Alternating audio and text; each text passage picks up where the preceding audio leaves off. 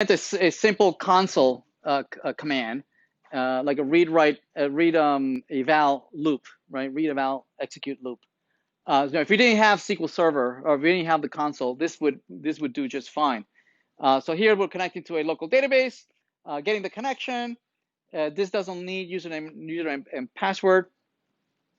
Once we're connected, we are doing a create statement and okay. Well, this is looking at executing the updates, right? As opposed to before, we were doing inserts. I'm sorry, we were doing just selects, queries. Instead, if you're doing either an insert, update, or delete, you use execute update, right? And then you print out the results set. Notice that we're not assigning the results of that execute update. We're not assigning it to anybody, right? Usually the result is just an integer, and usually that integer is how many records were modified or updated or whatnot, and we disconnect.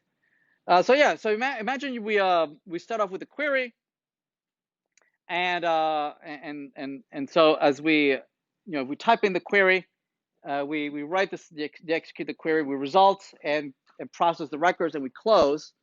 So make sure notice that you have at least that dot next. It has to execute at least once.